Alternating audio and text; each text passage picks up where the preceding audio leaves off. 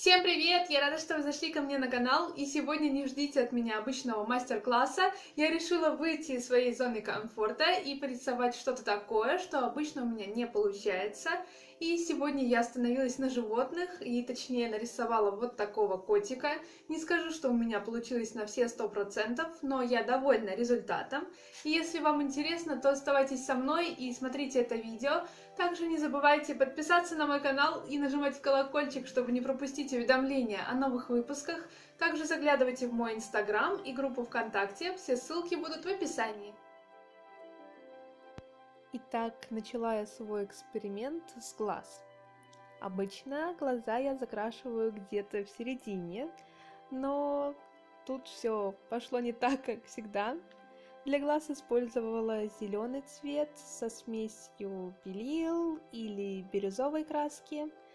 Ну, то есть вы видите, что сверху я пыталась затемнить, а снизу, наоборот, осветлить глаз. На протяжении всей работы я использовала только синтетическую кисть, круглую, размер единичка.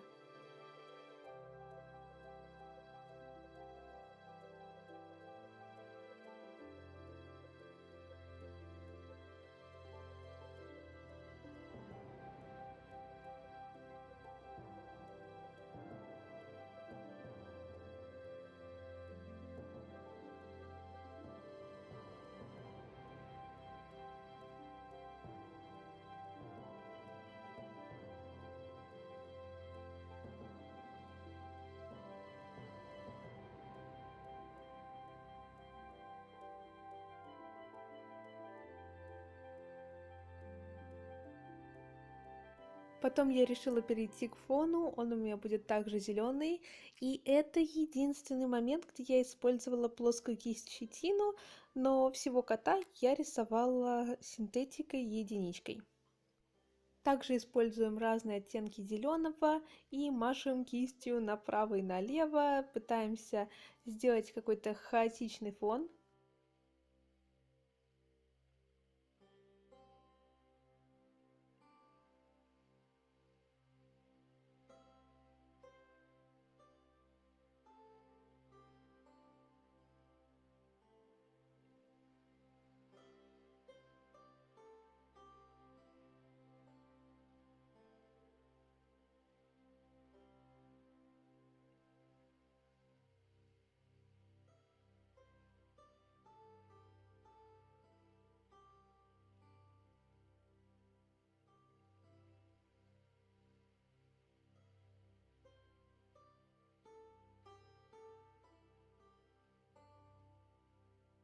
Дальше будет очень тяжело объяснить, что именно я пыталась сделать, так как я уже сказала, что это был эксперимент, и животных я рисую редко. Я не знала, с чего мне начать. То ли мне начать с теней, то ли наоборот со светлых участков. Поэтому я закрасила нос, ушки, голову и шею с помощью смеси коричневого и красного цвета. Дальше меня наоборот понесло в светлые оттенки. Я добавила в белый цвет чуть-чуть коричневого и таким бежевым стала наносить светлые места. И так до самого конца я все никак не могла определиться, и поэтому я постоянно меняла то светлый цвет, то темный. И с одной стороны это очень хорошо, потому что у меня получился тот самый эффект многослойности, который я очень люблю.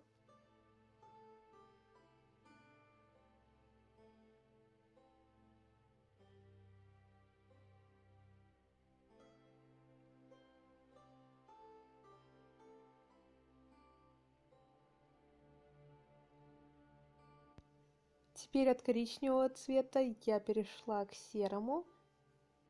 Добавила еще немного теней на нос, на уши, над глазами.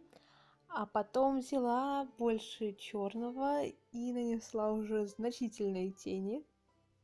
Также я старалась закрашивать мордочку кота мазками для того, чтобы получился хоть какой-то эффект шерсти, чтобы он не выглядел просто как гладкое пятно.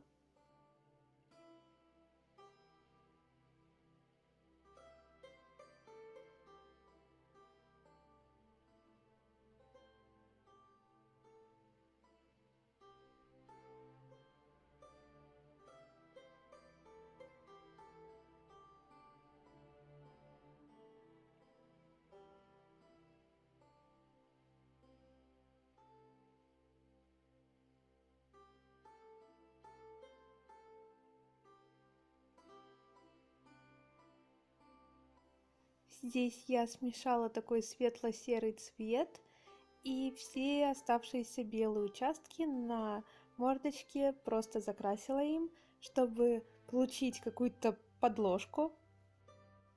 Я не знаю, есть ли смысл дальше объяснять, что я пыталась сделать. Я просто намешивала разные цвета: коричневый, сиену, также серый, и добавляла новых мазков, наслаивала их один на другой. В общем, я пыталась очень аккуратно и постепенно добавить ему насыщенности.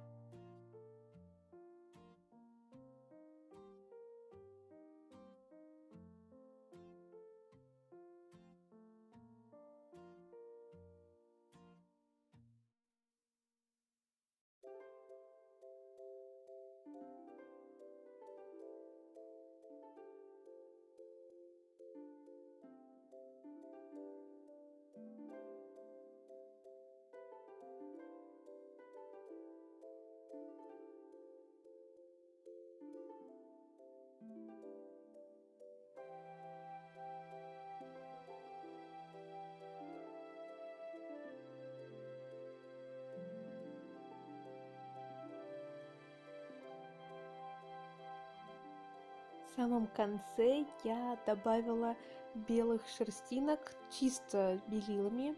Также сделала усы у котика. И, наверное, фон должен был как-то отражаться на его шерсти, я не знаю. А мне просто захотелось добавить синего и зеленого местами, и мне кажется, это выглядит достаточно интересно.